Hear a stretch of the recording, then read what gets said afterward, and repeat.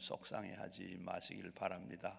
우리 사람은 다 나서 다 정한 시간이 있는데 그 시간 내에 가는 동안에 날마다 우리가 그 사람이 낡아져 가고 속 사람은 날로 새로워져 가는 것이 하나님의 뜻입니다. 오늘도 그 뜻을 쫓아서 가시기를 바라고, 오늘은 고난을 극복하는 사람 이런 제목으로 말씀을 생각해 보고자 하는데, 우리가 인생은 세상에 태어나면서부터 그리고 죽을 때까지 고난이 계속 있습니다. 고난이 없는 사람은 이 세상에 없고 모든 사람이 다 고난이 있는데, 좋은 일이 있는가 생각해 보면 그 배후에는 고난이 있고, 고난만 있는가 생각해 보면 그 뒤에는 또 좋은 일들이 많이 있습니다. 이래서 참 항상 우리는 밤낮이 바뀌는 것처럼 좋은 일이 있다가 고난이 또 있다가, 이렇게 고난과 좋은 일과 서로 이렇게 바뀌면서 수레바퀴처럼 우리에게 이렇게 다가오고 있습니다.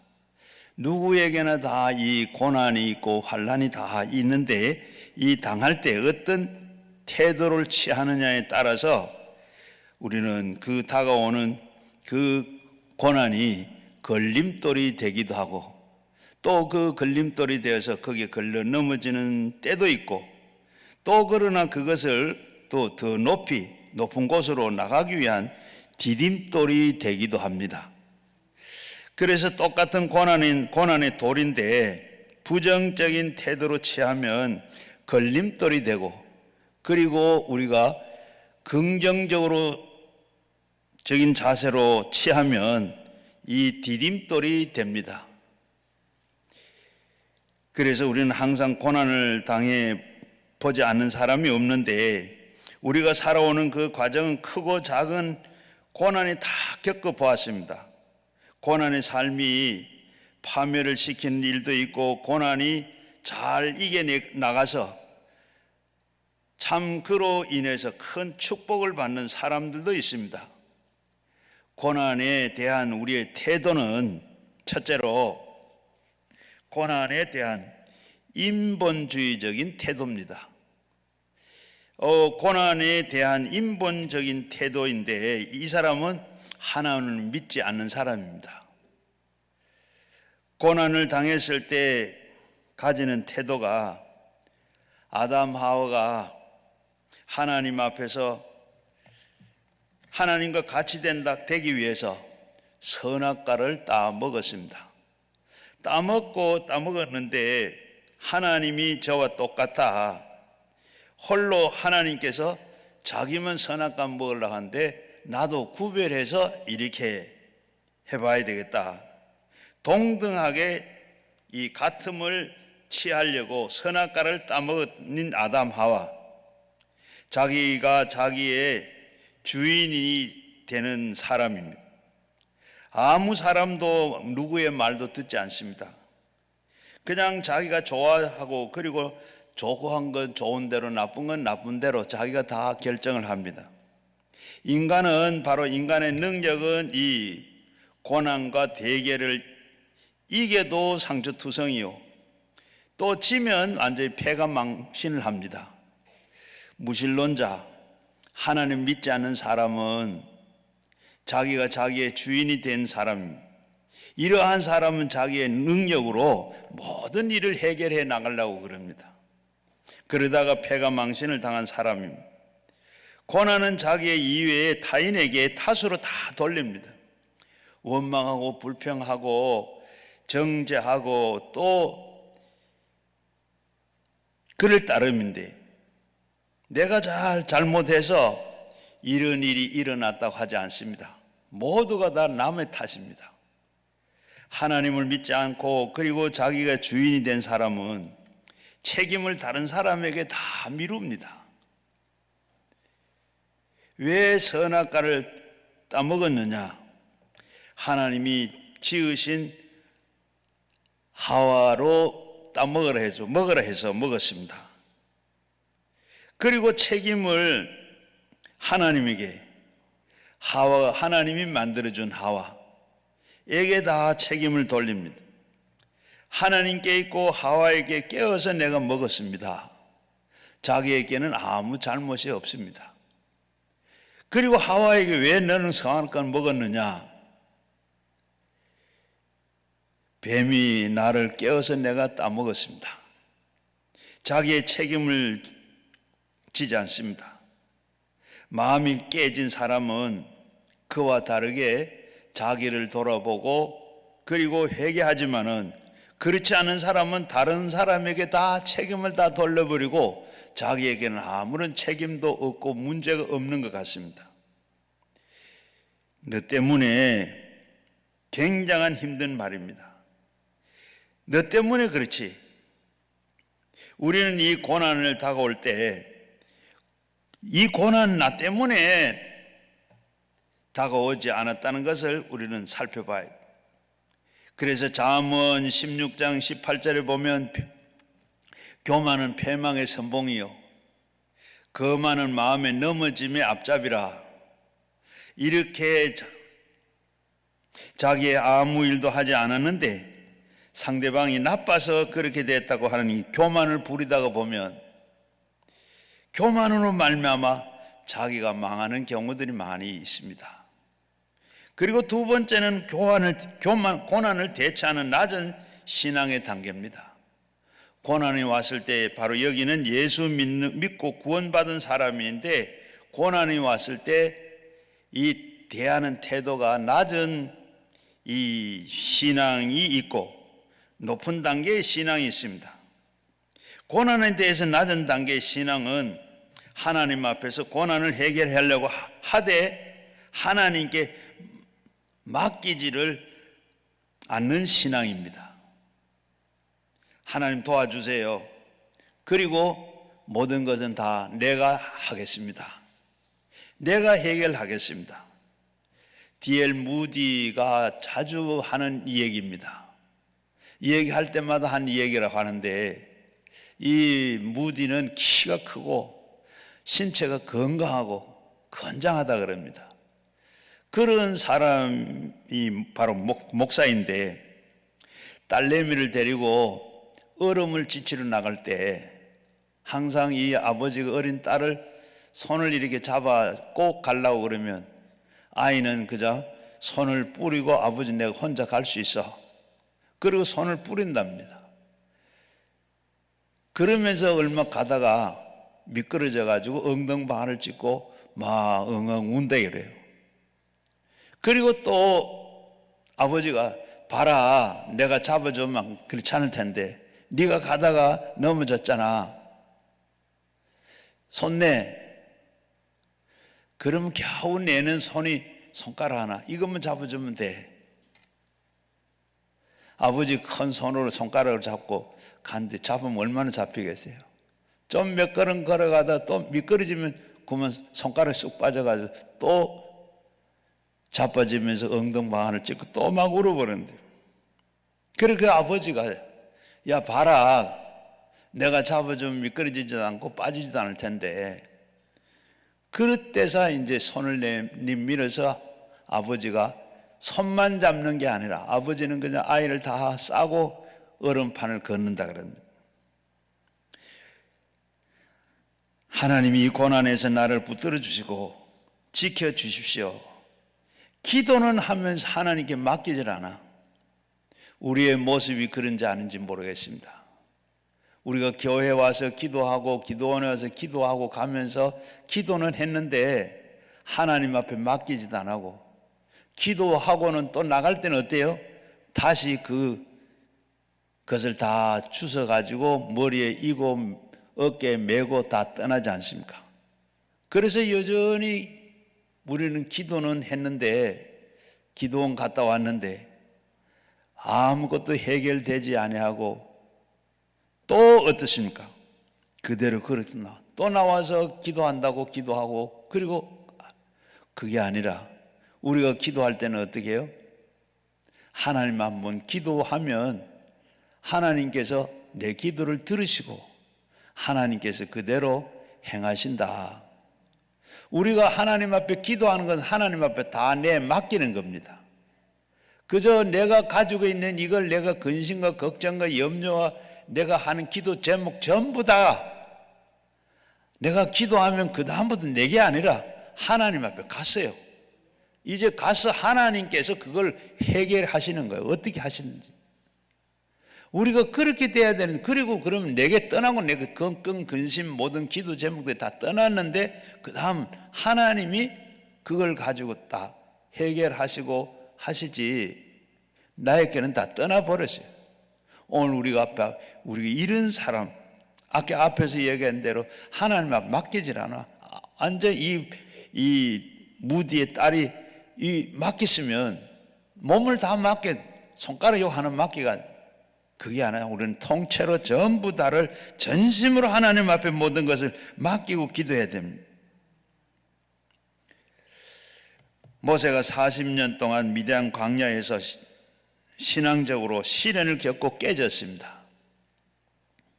40년 동안 미디안 광야에 가서 여러 가지 신앙의 시련을 당하고 거기에 연단을 받습니다. 그러다가 어느 날 보니까 가시덤불 안에서 불이 헐헐 타고 있어요. 그래서 웬일인가 하고 가서 보니까 가까이 가니까 문 소리가 들리는데 그 소리가 바로 모세야 모세야 네가 신고 있는 신발을 그 땅은 거룩한 땅이니 네 신을 벗어라. 신을 벗어라. 이 무슨 말인가 하면 신발은 자기의 신발을 신고 걸어가는 자존심을 말합니다. 하나님과 같이 모세와 같이 대화를 하는 거 하나님 대화를 해주질 않습니다. 왜? 하나님은 하나님이시고 우리는 피조물이고 하나님은 거룩하시고 우리는 죄인이고 같이 동등하게 설 수가 없습니다.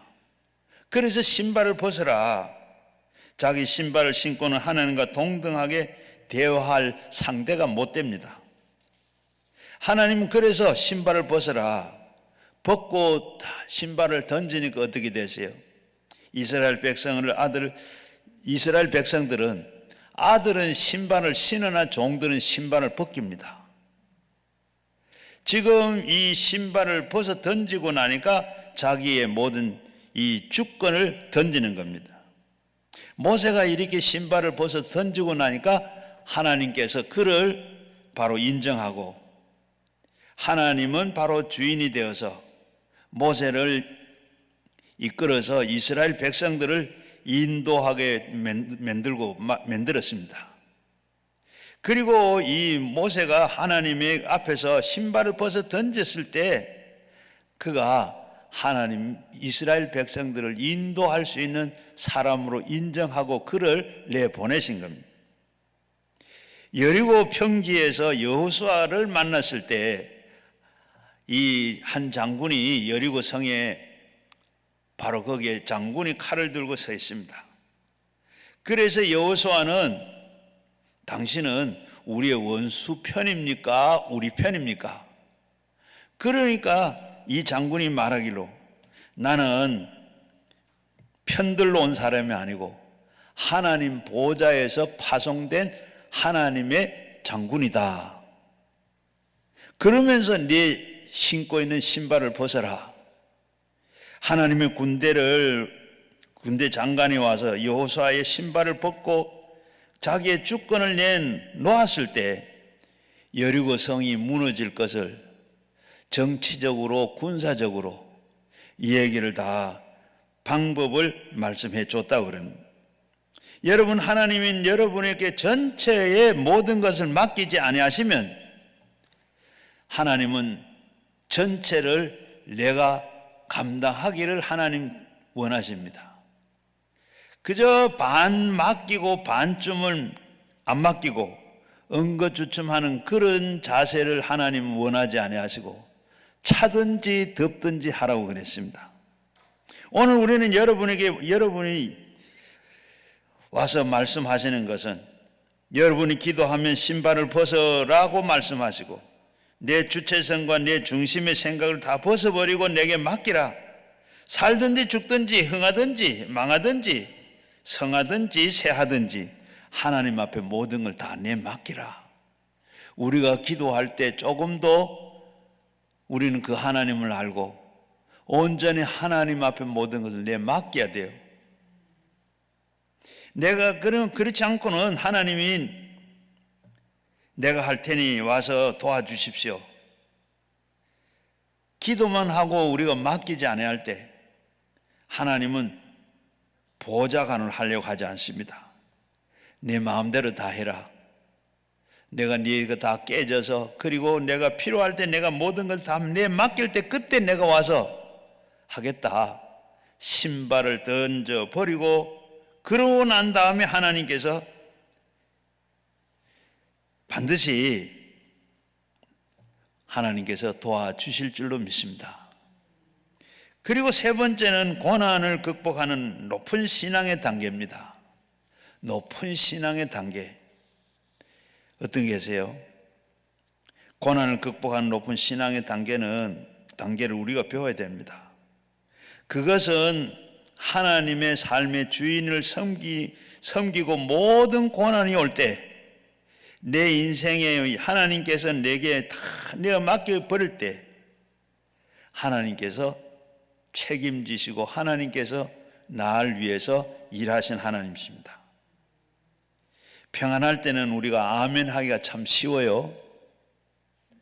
그러나 우리가 고난이 왔을 때, 불같은 고난이 내게 다가왔을 때 그때 하나님 앞에 내 맡긴다는 건 참 쉽지 않아요. 하나님께서 이런 사람을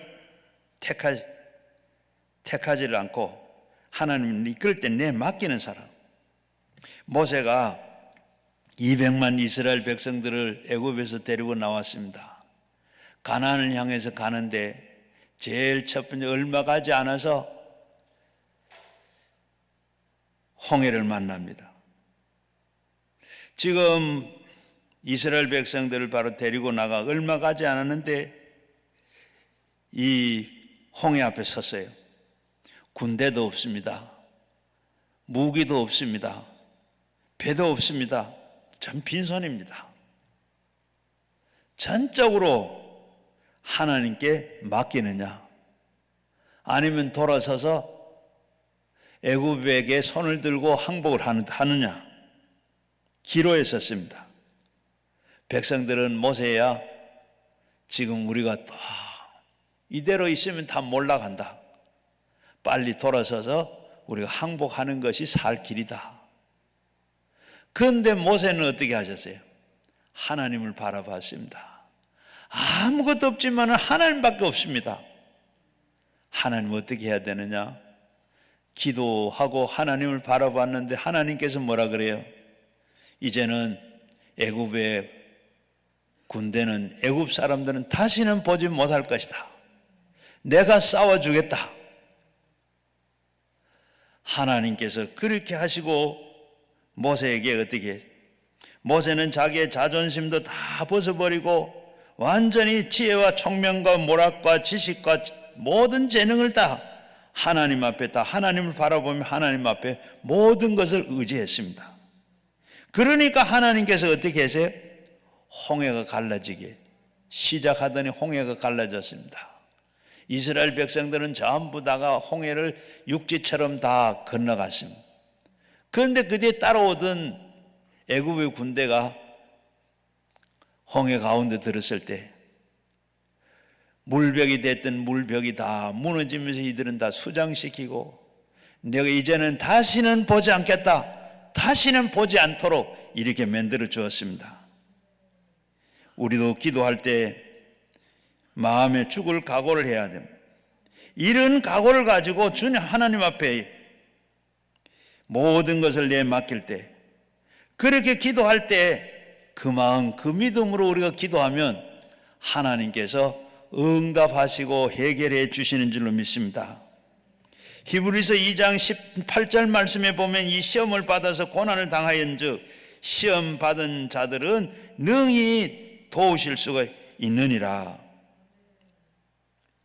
여러분 여기 오시는데 여러분은 어떤 문제를 가지고 있어 여기 오셨습니까? 하나님이 도와주시고 해결해 주실 것을 믿습니까? 여러분, 하나님 오늘 앞에서 그런 문제를 가지고 있으면 하나님 만나셔야 돼요. 하나님 붙잡으셔야 돼요. 그저 왔다가 기도원 왔다가 가는 게 아니고, 다른 사람들은 다 여기 기도원 와서 문제가 해결이 되고 응답받고 다 고침받고 나았더라, 그런 소문 듣고 와서 그 문제로 되는 게 아닙니다. 앞에서 말씀드린 대로 모세가 하나님 앞에 모든 것을 다 내맡기고 자존심도 내버리고 신발을 벗어 던지고, 그리고 그런 마음으로 하나님 죽기 살기로 매달려, 하나님 아니면 우리가 살 길이 없습니다.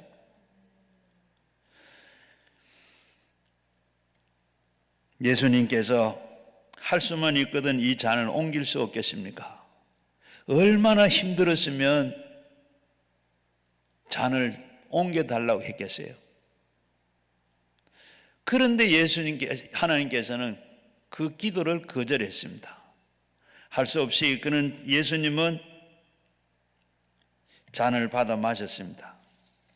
먼저 죽음을 내놓은 예수님이시기 때문에 우리는 고난 당할 때 주님의 도움을 구하면 주님이 우리에게 자신을 내놓을 수 있도록 힘을 주시고, 그리고 말씀하고 있습니다.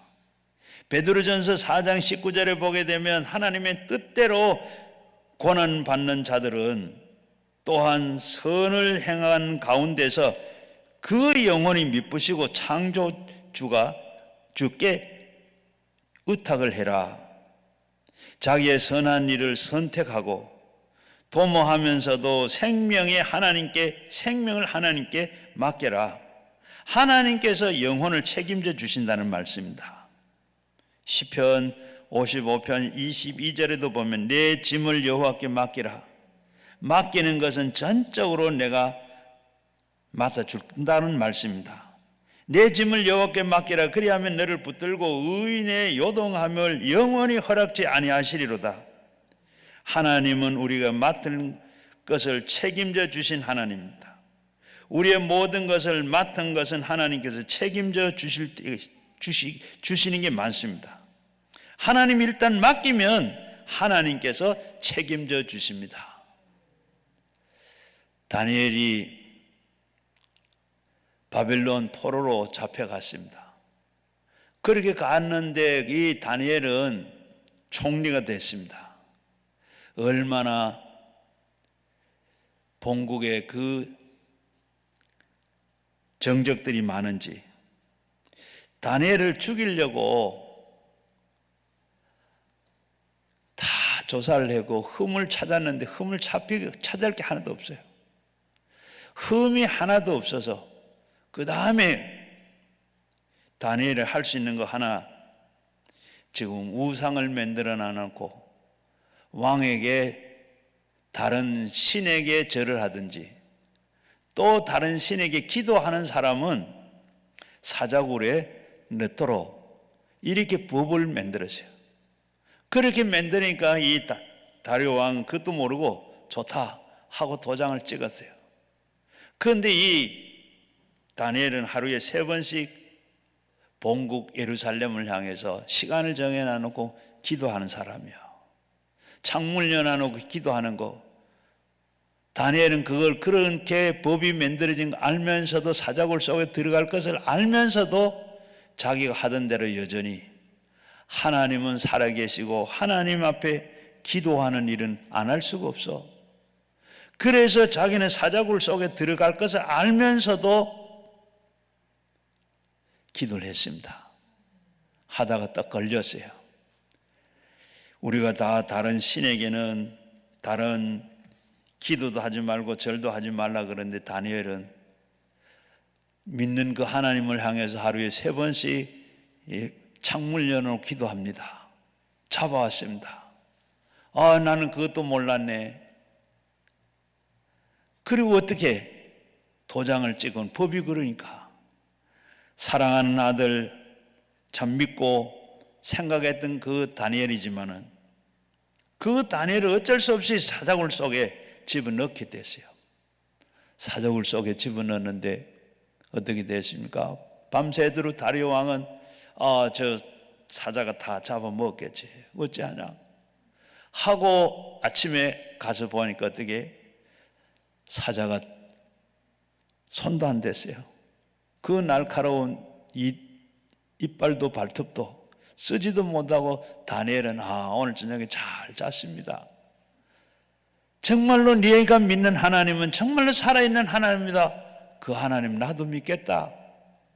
그리고 그걸 모르고 너를 여기에 보내는 그 모든 간신들을 다 잡아서 그뿐만 아니라 그 가족들까지 사자굴에 다 집어넣어라.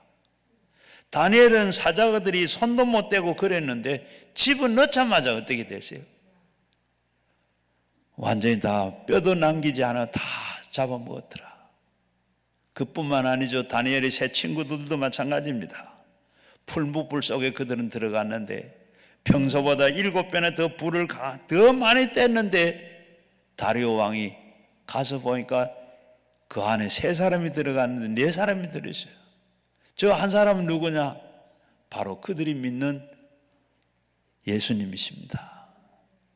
그들은 평소보다 불을 7배나 더 뗐지만은 머리카락 하나 상하지 아니하고 하나 눕지 아니하고 하나님이 같이 하시고 하나님께서 사자굴에 들어가든지 풀무불 속에 들어가든지 하나님께서 약속하시고 하나님 맡긴 사람은 책임지시는 하나님이신 것 여러분 믿으시고 우리 작년에 3월 달에 요나하우스에 우리 세금이 취득세가 3억을 내라고 가평군청에서 세금이 나왔어요.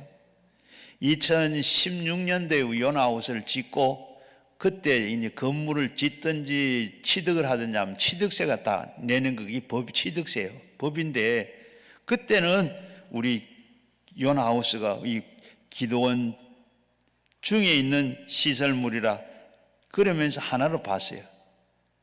그렇게 보고는 세금을 안 매겼습니다. 그런데 5년이 지나고 난 뒤에 작년 3월에는 뭘 봤느냐 하면 요 기도원, 요 기도실 하는 요것만 종교시설로 보고 그 외의 거는 전부 다 아니다. 해석을 잘못한 거예요. 그래가지고 세금을 3억을 내라는 거예요. 그동안에 우리가 이 요나하우스 우리가 헌금으로 숙박비를 이제 잠 자는데 뭐 2만 원씩 3만 원씩 만 원씩 이래도 받았어요. 이거는 우리가 원래 허가 내줄 때 훈련원이기 때문에 여기서 먹고 자고 하는 교인들이 와서 하는데 이 다 자기들이 돈 내서 다 해야지 교회에서 어떻게 이거 다 그걸 감당을 해요. 그렇게 하는 거 훈련으로 훈련시키기 위해서 드는 비용은 자기가 부담할 건 자기가 부담한다. 이래가지고 허가 내고 그렇게 하라고 한 거예요. 그런데 5년이 지나고 난 다음에 요것만 종교시설이 그 밖에 것은 시설이 아니다. 그렇게 해석을 해가지고 그거는 아니지.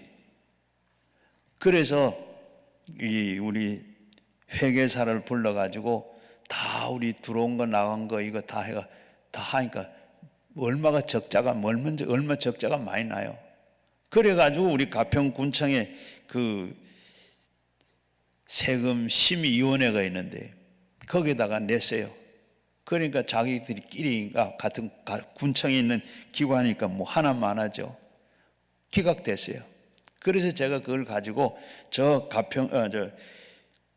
국무총리 밑에 있는 조세 심판원이라고 거기는 이 지방세 국세를 이렇게 내는 것 집행을 했는데 잘못했는 그런 게 있으면 바로 해라고 그런 기관이 있어요. 거기다가 제소를 했어요. 그것도 마찬가지 아니겠어요? 같은 국가의 기관인데 국가에서 세금을 매겼으니까 세금 깎아주는 거 없애는 거 그건 말도 안 되지. 그래가지고 이제 변호사가 이렇게 가져가 맸더니 목사님 그거는 98%가 기각됩니다. 2% 가능성이 있죠. 그래서 우리는 기각이 되면 바로 그 판사를 걸어가지고 우리는 재판해야 하겠습니다. 그렇게 계획을 세웠어요. 그리고 제가 기도해달라고 부탁도 많이 드리고 그러니까 기도하고 했는데 그날 지난번에 어떻게 조세심판원에서 가평군청에서 3억 낸 거는 취소 판결이 났어요. 그래서 다 돌려받았습니다. 작년에 3월 달에 세금을 냈는데 거기 이자까지 붙여가지고 다 돌려받았어요. 하나님께서는 이렇게 안 되는 일도 우리가 불가능, 여러분 한번 생각, 상식이잖아요. 우리가 국가에서 세금 낸 거 그거 뒤집어가지고 더 찾는다는 게 어려운 일이잖아요. 근데 그냥 넘어갈 건데 이건 잘못됐어요. 또 우리가 보면 그 법에는 신의 법칙이라는 게 있어요. 신의 법칙은 신이 믿는 거. 2016년에 그렇게 허가해 줬으면 그건 우리가 그걸 믿고 지금 기대 사업을 하고 있는데, 그래 놓고 5년 뒤에 그걸 바꾸면 이건 아니다 하면 틀렸잖아요. 전부 다를 이건 종교시설을 받아놓고 지금 와서는 아니다 하면 이건 믿고 했는데 아니지. 그건 신이 어긋나는 거죠. 그래서 우리가 해서 돌려받았. 하나님은 이렇게 또 기도하는 가운데 하나님께 맡기고 기도하시는 그런 일도 하나님께 해주시더라. 여러분 이렇게 믿고 뭐든지 기도해 보시길 바랍니다. 고난조차도 우리에게 유익이 되게 하시고 손해가 되지 않게 하신 하나님. 하나님께서는 원수의 목전에서 내게 상을 베푸시고 기름을 머리에 바르셔서 잔이 넘치도록 부어주시는 하나님이십니다. 로마서 8장 28절 말씀에 보면 우리가 알거니와 하나님을 사랑하는 자고 그 뜻대로 부르심을 입은 자들에게 모든 것이 합력하여 선을 이루시느니라. 모든 것을 합력하여 좋은 일, 어려운 곳 합력하여 선을 이루신 하나님. 그러므로 우리는 고난과 그리고 그 이상의 축복은 반드시 가져온다는 하나님이 섭리인 것을 아시기를 바랍니다. 고난이 크면 큰 것만큼 영광이 되고 적으면 하나님께서 은총이 바로 다가오는 겁니다. 고난은 하나님께서 의지하는 사람에게 무의미하게 왔다가 지나가는 거 아닙니다. 반드시 고난을 통해서 그 이상의 축복을 가져주시는 하나님이십니다. 고난은 겉으로는 볼 때는 굉장히 손해를 가져오는 것 같습니다. 그러나 하나님을 의지하고 멀리서 바라보게 되면 굉장한 유익으로 변하는 것이 변하게 하시는 것이 하나님이십니다. 하나님은 모든 것을 합력하여 선을 이루신 하나님. 항상 기뻐해라, 쉬지 말고 기도해라, 범사에 감사해라. 이것이 너희를 향하신 예수 그리스도의 뜻이라 그랬습니다. 우리가 그렇게 살아야 되는데 그렇게 살지 못하는 것 어때요? 여러분, 그렇게 살 수 있는 방법이 합력하여 선을 이루신 하나님, 합력해서 선을 이루신 하나님. 지금 넘어진 것이, 자빠진 것이 큰 손해고 한 것 같으나 지나고 보면 어때요? 그게 오히려 넘어지는 것이, 그것이 내게 오히려 유익이 되고, 넘어진 것이 결국은 내가 성공하게 되고 잘 되게 하는 것 많이 보죠. 여러분 지금까지 한번 살아오시면서 보면 참 죽겠다고 내가 망했다고 생각했는데 어때요? 그것이 망하고 끝나는 게 아니죠. 하나님을 믿고 하나님 앞에 바르게 사시기만 하면 전화위복이 되게 하시는 하나님이십니다. 바울을 한번 보십시오. 바울은 고린도후서 12장 7절 이하에 보게 되면 여러 계시를 받은 것이 지극히 크므로 너무 자만하지 않게 하시려고 내 육체의 가시 곧 사탄의 사자에게 주셨으니 이는 나를 쳐서 너무 자만하지 않게 하려 하심이라. 이것이 곧 내게는 떠나게 하기 위하여 내게 3번 죽게 간구하였더니, 바울이 얼마나 계시를 하나님께로부터 많이 받았는지, 바울이 하나님께로 받은 그 계시는 사람이 셋째 하늘까지 올라가서 하나님을 만나서 대화한 사람이요. 사람이니까 교만해지지 아니할 수가 없습니다. 내가 그래도 세 번째 하늘까지 올라가서 하나님을 만난 사람인데, 하나님과 대화한 사람인데, 이렇게 사람이니까 교만해질 수도 있고, 교만해질 수 있으니까 하나님께서는 사탄의 사자를 보내서 가시처럼 몸을 찌르게 했습니다. 바울은 몸에 지병을 가지게 됐어요. 굉장한 고통스러운 괴로움이 있었습니다. 그래서 얼마나 괴로웠으면 바울이 3번이나 그걸 없애달라고 기도했다 했겠습니까? 얼마나 깊이 힘들어 기도했겠습니까? 그러나 하나님께서는 내가 너무나도 내게 은혜를 많이 받았기 때문에 네가 교만해지지 않게 하기 위해서, 그러므로 이 가시를 내게 보내서 사탄이 너를 괴롭게 해서 네가 교만하지 않게 하기 위해서 내가 그 가시를 줬다.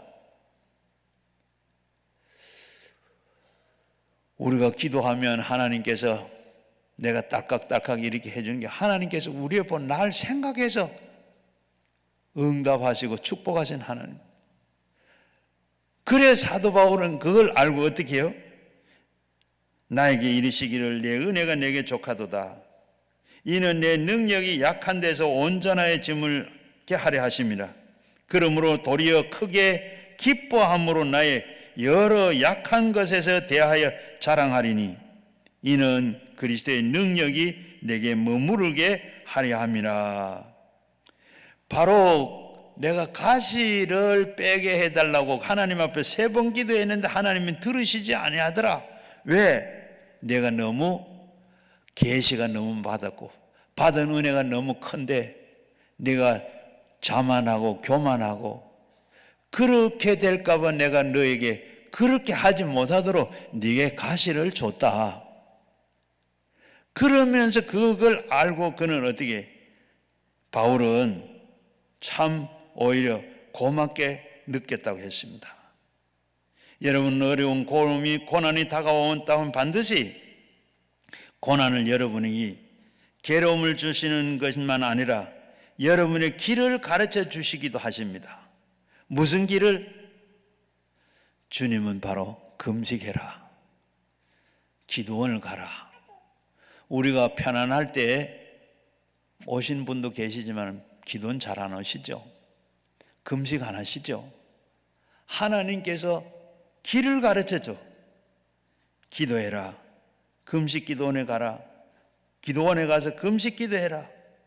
평안하면 여기 오신 분도 계시지만은 그렇지 않고 문제가 있어서 고난이 있어서 기도할 때, 아니면 하나님께서 기도원 가라 하는 마음을 하나님께서 우리에게 주셔서 여기서 자진해서 오신 분도 있고 끌려서 오는 분도 있고 밀려서 오신 분도 있고, 하나님께서 이렇게 우리가 고난을 당할 때 하나님께서 우리에게 신령하신 하나님께서는 배후에서 우리의 고난을 주시고 그 고난을 통해서 하나님께 길을 열어주시고 또 하나님께서 문제를 해결해 주시고 더 나은 신앙을 하나님께서 우리에게 주시려고 하나님께서 그 고난을 주신 줄로 믿습니다. 아마 여기에 고난이 없다고 생각하는 분 없으시오. 다 여기에 기도 제목들이 다 가지고 있을 거예요. 이처럼 하나님께서 이렇게 해서 오셨는데, 하나님께서는 우리에게 고난을 준 데는 그게 그냥 준 게 의미 없이 주는 고난 하나도 없다 그랬습니다. 반드시 예수 믿는 사람에게는 고난이 의미가 있습니다. 의미 없는 고난은 여러분을 괴롭히질 못해요. 이 고난이 다가오면 제일 먼저 생각해 볼 게 뭐죠? 하나님 앞에 불순종한 거 없는가? 내가 바로 살았는가? 우리가 생각해 보잖아요. 말씀대로 살았는가? 하나님께서 이렇게 내게 잘못 살은 것을 징계하시는구나. 회개할 때 하나 우리는 변하게 됩니다. 히브리서 12장 8절 이하에 보게 되면 징계는 다 받는 것이거늘 너희에게 없으면 사생자요 친아들이 아니니라. 또 우리는 육신의 아버지가 우리의 징계하여도 공경하거든 하물며 모든 영의 아버지 더욱 복종하며 살려 하지 않겠느냐. 우리 부모님들이 우리가 잘못했을 때 꾸짖습니다. 그 뜻은 우리가 하나님의 뜻을 알려고 하나님께서 우리에게 이렇게 징계를 하시는 거예요. 회개를 하게 하는 거예요. 아버지가 너에게 잘 되라고 징계하는데 하나님께서는 우리가 참 영원히 잘 되라고 하나님께서 우리를 부르시고 하나님께서 우리의 징계를 하시고 고난을 주신 줄로 압니다. 10절 말씀에 이는 잠시 자기에게 뜻을 이루는 징계하였거니와 오직 하나님은 우리를 유익을 위해서 그 거룩하신 참되시고 그리고 참되게 하시느니라. 무릇 징계는 당하시는 즐거워하기보다는 슬퍼하지 아니하보나 후에는 그로 말미암아 연단을 받는 자들은 의와 평강과 열매를 맺느니라.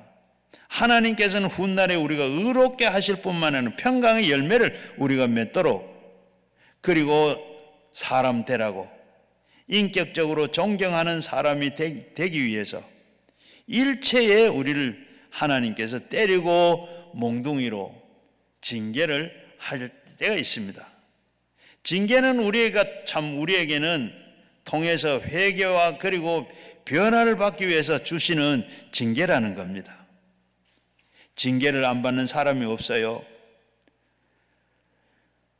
옛날에는 우리가 학교 다닐 때 학교 선생님들부터 또 이렇게 징계를 받아야 교육이 됩니다. 요사이는 학교에서 아이들에게 징계가 없어졌어요. 아이들이 선생님에게 징계를 하려고 그러면 달라들기 때문에 징계를 못하고, 그렇게 하는 가운데 이게 참 되겠는 교육이 되느냐. 제가 중학교 다닐 때 영어 선생님이 참 무서웠어요. 대나무 장대를 그저 자기 키만한 걸 가지고 들어옵니다. 그래가지고 그냥 또 숙제 검사를 해. 그래가 아내가 왔거나 틀렸거나 하면 그가 얼마나 장대로 때리는지 아프고 겁나. 그래서 죽기 살기로 그 시간에는 숙제도 잘해가고 외웠어요. 그런데 지금도 생각해 보면 그때 배운 게 생각나요. 이렇게 징계가 참 무섭고 하나 유익하다는 거죠. 욥기 5장 17절에도 보면 볼지어다 하나님께서 징계를 받는 자에게는 복이 있나니 그런즉 나는 전능자의 징계를 업신여기지 말지니라. 하나님께서 우리에게 징계를 내리셔서 고통을 당할 때 업신여기지 말고 징계를 받아들여서 변화를 받게 하라. 특히 그것이 참 유익하다고 했습니다. 시편 34편 18절에도 여호와의 마음을 상한 자는 가까이 하시고 충심으로 통회하는 자들을 구원하시는도다. 의인의 고난이 많으나 여호와께서 그의 모든 고난에서 건지신다. 많은 고난이 있으나 하나님은 그 고난을 통해서 건지신다고 했습니다. 고난을 당하는 이유가 잘못해서 당하면 징계를 내리시고 회개하도록 꾸짖는다는 것입니다. 우리는 매를 맞을 때 회개합니다. 평안할 때는 회개하지 않아요. 고난은 아플 때 회개하고 변화를 받으려고 애를 많이 쓰게 되는 겁니다. 주님께서도 우리의 신앙을 자랄 때 고난을 주셔서 회개하는 걸 주님은 원하십니다. 고난이 없으면 자라는 것이 그치게 되어 있어요. 그러나 고난이 있으면 하나님은 아직도 인격적으로 변화할 것이 있어서 하나님께 회개하게 하시는구나. 제가 목회하면서 참 많은 훈련을 아마 저만큼 훈련을 고되게 받은 사람은 없다고 생각돼요. 제가 전도사 때 18개월 동안 하루도 쉬질 않고 교회 신방하고 교회 일에 18개월, 1년 반입니다. 1년 반을 하고 나니까 더 이상 탈진이 돼서 아무것도 못하고 이제 죽겠다 싶은 생각밖에 없어요. 그래서 제가 기도원 가서 잠도 좀 자고 한 4일 쉬고 나니까 회복이 됐어요. 하루에 신방을 그냥, 지금은 그래도 하지도 못하지만 그때는 제가 차도 안 타고 그냥 산동네 막 걸어서 구두 앞창이 없을 정도, 하루에 13집 15집 그렇게 신방을 하고 저녁에 돌아서 목사님 퇴근해야 퇴근을 하는 거예요. 목사님이 그냥 낮에 일 보시고 또 들어와서 뭐 한 10시도 좋고 또 12시도 돼도 집에 가셔야 문 닫아드리고 차 문 닫아드리고 퇴근했어요. 그리고 새벽기도 나오고 그렇게 훈련을 다 받은. 그리고 서울에 왔는데, 서울에 오니까 이 목사님은 또 어떻게 조회하고 9시에 조회하고 저녁에 6시 종례하고. 아마 조회는 하는 분들 있지만은 종례했는 분은 아마 없을 거예요. 그래서 그때 그 목사님 밑에 있는 부목사는 물어보지 좀 말고 데려가라. 그래서 6시가 되면 그 신방하다가 시간이 다, 신방도 다 안 끝나고도 그냥 교회 종례하러 모였어요. 그 부산에서 그렇게 제가 했는데 훈련 받고 와서 그 목사님한테 그게 하나도 힘들질 않아요. 그렇게 훈련을 다 받으면서 제 생각으로 왜 이렇게 나는 이렇게 힘들게 훈련을 받는가? 제가 이 곡식대는 대 있잖아요. 이 대를 가지고 이 마당에 던지면 어떻게 어느 모가 나든지 땅에 찍히 돼 있어요. 아직까지 내가 모가 많아서, 대한민국의 목사 중에 제일 모가 많은 사람, 부족하고 모가 많은 사람이라 하나님께서 이 모를 죽이려고 그러는구나. 공은 아무리 던져도 찍힌 일이 없어요. 둥글둥글하게 다 굴러가지. 둥글둥글하게 목회자 어디 가서 어떤 일에 상처받지 않냐고, 어떤 고난이 와도 고난으로 생각하지 않냐고, 그거 다 하라고 이렇게 하시는구나. 하나님이죠. 그거 생각하면서 다 사크고 넘기고 힘들지 않고 다 해냈어요. 하나님께서 우리에게 이 고난을 주시는 것 분명히 뜻이 있고 하나님 잘 넘기면 유익해요. 예수님도 마찬가지입니다. 예수님께서 십자가 위에 달리시면서 넌 너무 힘들다, 내려가야 되겠다 하고 중간에 내려오셨으면 어떻게 됐겠어요? 우리 구원받았겠습니까? 예수님은 그거 다 하시고 십자가 위에서 다 겪으셨습니다. 그래서 예수님께서 십자가에서 내려와 버렸다 그러면 우리는 구원도 받지를 못해요. 그런데 예수님께서는 모든 우리의 참으시고 인내를 가지시고 끝까지 참으셔서 우리의 모든 죄와 불의와 추악과 저주와 절망과 죽음을 다 청산하시고 할 때까지 참으셨습니다. 마지막 우리의 모든 빚을 다 갚으시고 예수님께서는 다 이루었다, 다 이루었다 하시고 돌아가셨어요. 예수님의 인내가 없었다 그러면, 중도에서 포기했으면 하시고 내려오셨다 그러면, 십자가에서 내려오셨으면 우리의 구원을 받지도 못했을 것입니다. 여러분의 죄를 다 갚아주셨어요. 허물도 다 청산하셨어요. 질병도 고통도 다 청산하셨어요. 저주도 다 갚아주셨어요. 낭패와 실망을 다 갚아주셨어요. 죽음과 지옥을 다 갚아주셨어요. 주께서 다 갚아놓으셨습니다. 그러고 난 다음에 내 영혼을 주께 맡기나이다 하고 다 청산하셨습니다. 우리가 책임자는 온갖 것을 다 구비하고 모자라는 것이 없이 다 인내하면서 모든 걸 다 채워야 되고 다 해야 하는 걸로 압니다.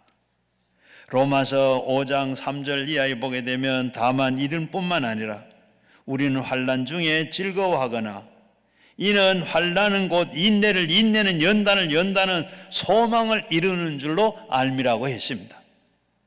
시련을 통해서 우리의 믿음이 연단을 받게 되면 환난 같은 것은 다 다가오더라도 그리고 우리는 소망 가운데 살 수 있는 믿음으로 찬송하고 기도하고 이겨나가야 할 줄로 믿습니다.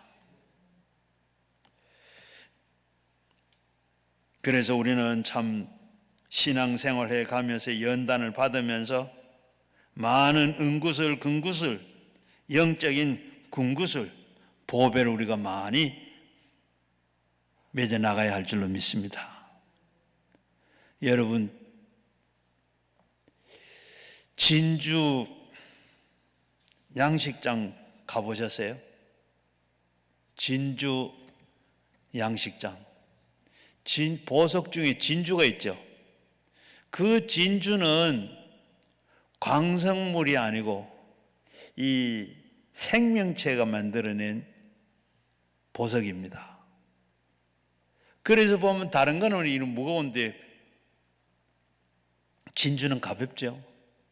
진주 양식장에 가면 이 진주 조개가 있는데 그 조개 혀에다가 모래를 넣어요. 모래를 많이 넣어, 모래 하나를 넣어. 그러면 살 속에 이게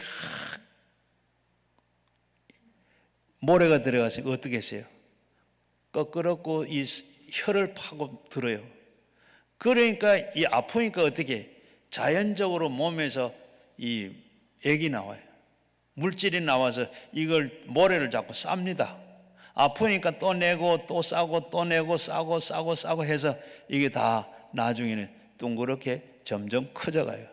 그게 나중에 진주가 됩니다. 그런데 이렇게 보면 진주 보면 이 밑에 커다란 이게 진주가 밑에 들어있어요. 그게 얼마나 보기가 좋은지 그렇게 아름다워요. 우리가 그냥 이렇게 파는 보석 진주는 시꺼멓거나 하얗거나 뭐 그렇게 빛이 별로 안 나잖아요. 이거는 물 속에 있는데 얼마나 아름다워 예쁜지 몰라요.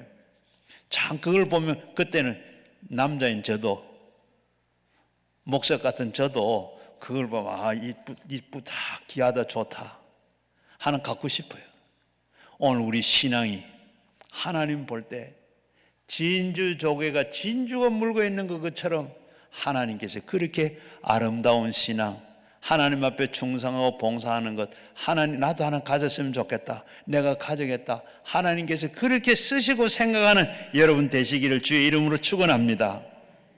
그리고 로마서 8장 18절에 보면 생각한데 현재의 고난은 장차 우리에게 나타날 그 영광이 비교할 수가 없다.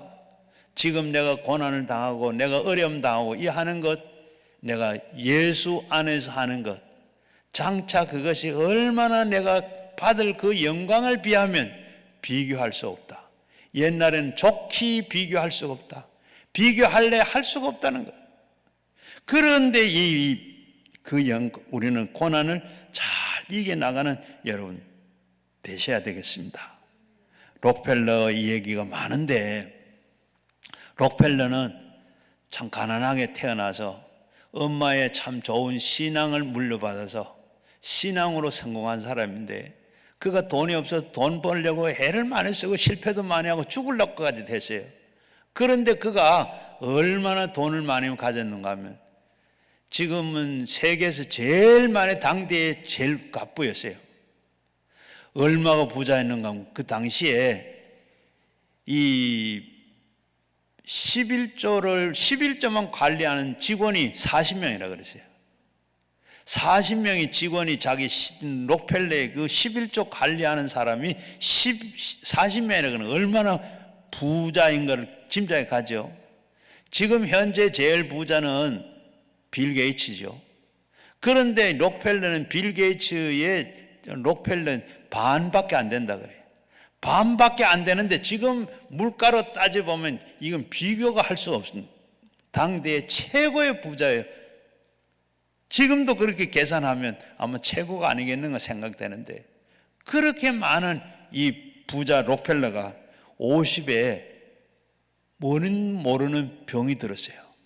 잠도 못 자고 먹지도 못하고 하루에 겨우 먹는 게 비스켓 3조각, 이거 더 이상 먹을 수도 없고 넘어가지도 안 하고 이렇게 죽게 됐어요.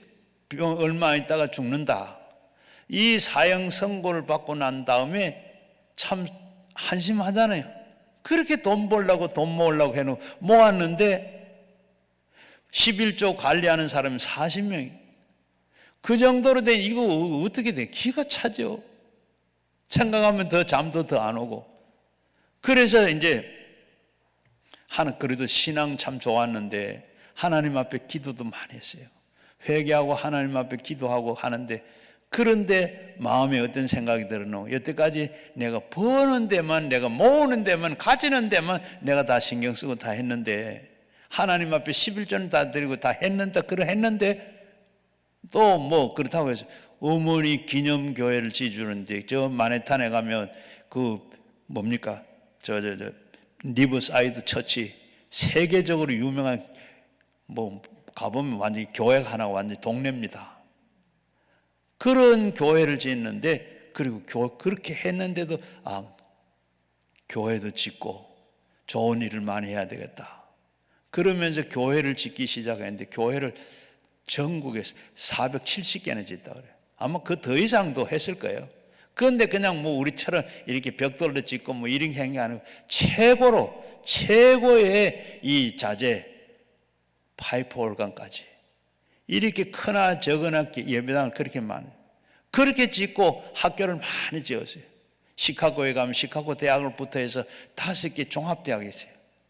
5개 종합대학이 거기에 장학금도 주고, 이렇게 거기에서 나온 이 노벨상을 받은 사람 17명인가 돼요. 거기뿐만 아니라 대학교, 그리고 이 고등학교, 학교를 뭐 100개도 더 이상 그렇게 짓고, 그리고 마네탄에 가면 이 37가에 가게 되면 완전히 록펠러 재단이 이런 빌딩이 아니고 한 동네 타운이에요. 완전 동네 한 그 37가 안에 완전히. 거기 얼마나 많은 직원이죠. 거기에서 록펠러 재단을 만들고, 이 재단에서 나오는 그걸 가지고 조금 전에 얘기한 계속해서 그 사업을 지금도 하고 있는 거예요.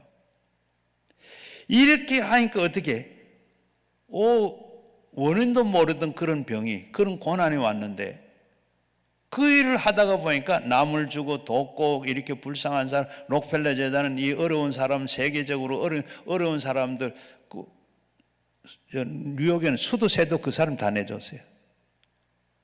이렇게 하던 하다가 보니까 언제 아팠던가 이것도 생각은 하다 보면 밥맛이 입맛이 돌아오고 먹기도 하고 이렇게 하다 보니까 어떻게 50살에 그랬는데 죽는다 그랬는데 93살에 세상을 떠났어요. 하나님께서 이렇게 하시면 고난이 오더라도 하나님께 맡기고 이렇게 모든 것을 다 맡기고 살 때 하나님께서 책임져 주시고 그래요. 여러분들 오늘 한번 생각해 보십시오. 나도 록펠러 같이 지금 이렇게 되지는 않았는가? 내가 이 문제 때문에 내가 어려움이 있는 거 아닌가? 한번 생각해 보세요. 베풀고 나누고 주를 위해서 살겠다. 그렇게 하시면 여러분들 뭐 기도의 응답이 될는지도 몰라. 하나님께서 여러분이 가는 길이 형통케 해주시고, 여러분 길 열어주시고, 여기 오신 이유가 고난 준 이 의미 없는 고난이 없다 그랬잖아요. 하는데 여기까지 오신 데는 하나님께서 인도하시고 하나님께서 깊으신 신령한 뜻이 있어서 여기 오게 하신 줄 압니다. 그 하나님 만나시고 그 하나님 앞에 기도하고 모든 거 다 내 맡겨서 여러분들이 다 형통하시고 복되시고 응답받고 축복받고 여러분의 길이 환히 열리는 시온의 대로가 열리는 여러분 열어가는 여러분 되시기를 다 주의 이름으로 축원합니다. 우리 같이 생각하면서 말씀을 생각하고 우리가 다 그렇게 되게 해달라고 하나님 앞에